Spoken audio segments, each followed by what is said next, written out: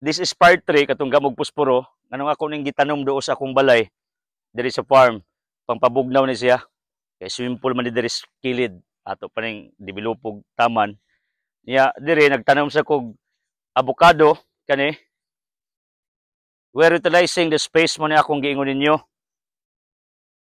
imong limpyuhan pero wa po'y abot sikus-sikas panahon kita mo sa kong lubi pero tindaghana itong lubi nga sige usa ka ba ang atong purpose ani ron butong og kanang patay nga lubi para ato na pong ibinhi mao ni siya ang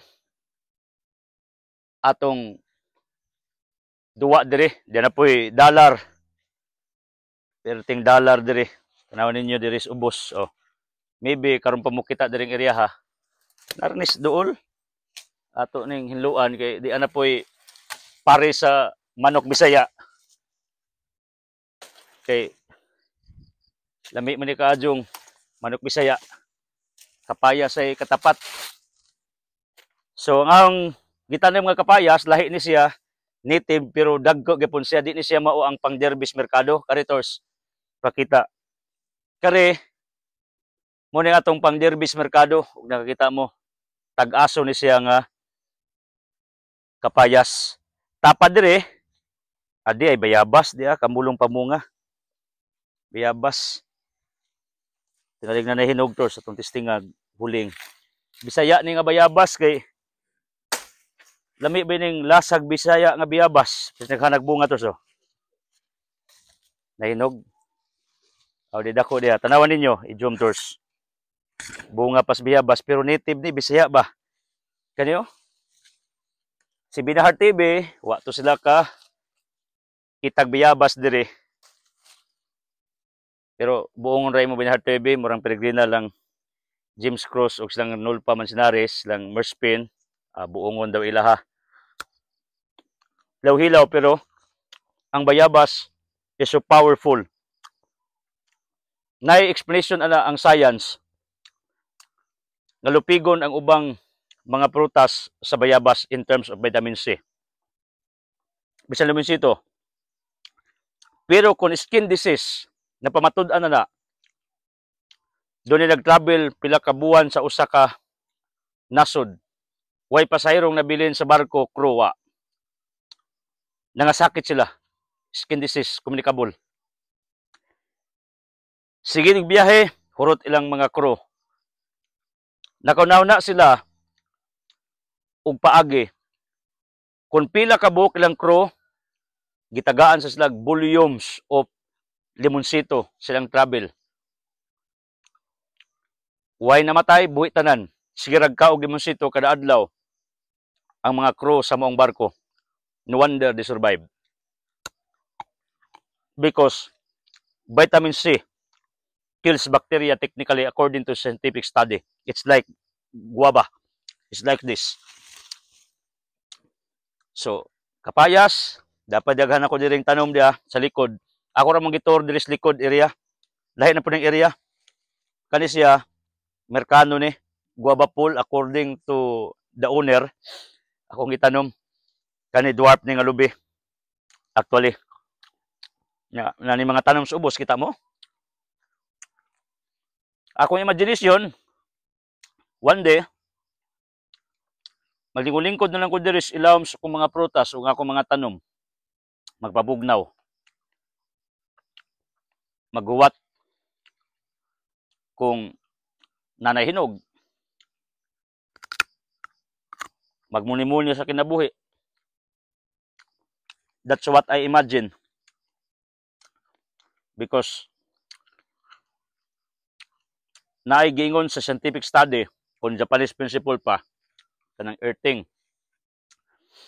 akong boss John actually dili na magsapatos magchinilas siya pero ang mga Japanese nagto sa earthing the negative energy sa lawas nimo birahon law of gravity na siya or magnet earthing na nasa study ron ang science nga kining mga tanom sa imong palibot kini Carla ni siya nagwat atag mamunga ni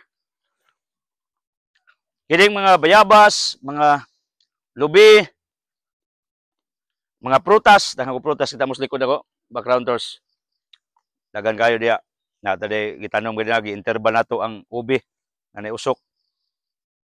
Uban pa. Kita mo sa kong lubi. Lagyo ni to Tungod kay doon ako interval diring prutas. Nagbantay sad ko nga kung lubi uban nga di kayo madikit tungod kay it will affect really. Magbainbalhin ang mga mananap kung dikit kaayo pero kung atimanon lagi pwede sad Thailand principle. Kining dahon sa mga tanom mubira ni sa imong negativity sa lawas. Mao na kung naadyo ka sa bukid tinuod gyud na. Sa kabukiran layo sa kasakit ug layo sa sakit, it's true. Ngano? Ang negative birahon sa tanom, ang carbon dioxide ug pollutants birahon also sa mga tanom. Murag magneton ba? Law of magnetism. Mao nang baskog ka pag moadto kag nature, mo nang kamo ikapoy mo, gilaay mo sa kinabuhi. Try to spend time with me. Bakasyon mo dire. Andaman ta mog swimming pool, andaman ta mog videoke. Andaman ta mog aircon room or nakoy mga rooms uban. Bayad mo. Nya napagig ko ako mong ika-istorya. Piubiran pa muna ako, package na. Imo brother, gabi pangwarta naman yun na imo brother. Yes, tungod kay usa ko ka entrepreneur. Di ko literal na usa ka preacher, di sa ko literal nga usa ka mag-uuma, usa ko ka negosyante. By principle tungod kay doon ako negosyo nga gipadagan ginagmay ra. Pero dako kay nag-impact sa akong mga advocacies, scholarship, charity nato sa mga kabos, atong financial education on air, evangelization nato, fighting against global warming, climate change. Yan ako mga tabante, napoy pamilya. Munang anyway, akong partner na mas DepEd, ug wa lang gilon iyang sweldo kay taga teachers lagi DepEd, London man, Londoin, Londire, Londito, that's true. Wa may problema sa balay, pagkaon, 30,000 buwan. Bugas na tulo ra mi ka buok. Usa mo kong anak, usa pa tayo sa buhi. Pwede ra diha ako to magtuyo kong life. Yan ako yung mga financiers sa akong ministry. Pero I don't want to stop in that kind of situation. Tungod kay naay pakoy daghang gustong himuon. Napo ko ikabuga. Ang ako advocacies makatabang ko sa mga tao. What is money? Mga matter mo tatang kalibutan, ang importante na kay legacy hinumduman ka. Damor ka mo pakaon, damor ka mo supports daghang magampo para nimo, daghang magpamisan nimo. Pero galig tihik ka, laog ka, kalimtan ka dayon. That's true. Naman na si Rock 44 ang mga tao nga maayo hinumduman bisan hangtod sa kangturan. It's true, mga santos ba? Di sila kalimtan. So mo na siya ang rason nga no, nga ako grabe gyud kong pangimbitar ninyo nga to come here kay na may bayad sa entrance lang daan, mo staycation mo or sa pa inyong gusto gawas og bisita mo nako one day tingali ang taga Panggangan Island mo aris lang Padre Roque de la Piña, they're welcome. Bisag di pa nako pabayron tungod silang pag-abis abi-abi namo with Mr. Enrique og binahearts ko anak si Tam og si Camille katong didto ko dias Domingo December 8 nagwali sa Pangangan Island Kalapi Bohol. Okay ra o mga bisita nako, mga suod nako, there's no problem with that. Pero kung sa business side, simpre pwede ra sabot-sabutan kung followers ti ka or bago ti kang higala, depende ra gyud sabot. Way problema. So kining akong gisulti ninyo more on scientific basis na ni. Nganong dakog epekto ang kinayahan sa tao. Liban ka kaning kakao. Double purposes.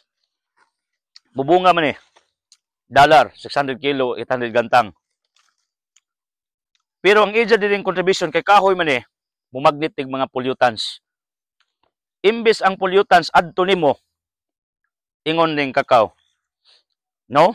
Ari nako. Therefore, every plant, every tree, every cacao, every coconut nga gitanom, it saves lives. Mao na si Bishop Abitoy sa Tagbilaran, one tree, one life. Tinuod na. Because every tree saves humanity. Di ni joke. Mao ni ako advokasy. Munang damor nga daghan ka gitanom, damor nga daghan ka nga masalbar nga kinabuhi. Damor nga mubugnaw ang kalibutan. Ngano sa study 10 air condition ang maproduce sa usa ka dakong kahoy like akasya. Sa ibutang nato ang kakao kay gamay ra manig punuan duha ka aircon. ang gibugnaw ba, ang iyang contribution, oxygen yang gibuga. Imagine na, every plant magamay madako, it contributes to the nature, to the ecosystem. Mo na rason nga ako grabe gyud ang akong fight against global warming, climate change. Kinsa man day magtrabaho, kinsa man day maglihok. Kundi ta kinsa, kundi karon kalusa. Ug di ko kinsa may atong hulaton, unya nag mga matay tang tanan ning kalibutan na. Matunaw ang kalibutan as what prophecy says to Peter 3:12, matunaw ingos Pedro. Don't permit that. Natay mga anak, natay mga apo, puhon, let's save the mother nature. Mao nang akong advice ninyo. So usbon ako ang kinayahan, ang mga tanom, pag mananom kasi mong balay, mubog na yung balay, ako sakitan ko, kabalo mo. I considered every tree nga akong brother and sister like Francis of Assisi. Pero ako may di ta mamutol kahoy. Kay gamito mo to sa balay, putulik og Jimelina diri, naabo ko ipagabas. Nagready na lang ko sa timing kay bongbong na ko sa kong cabin.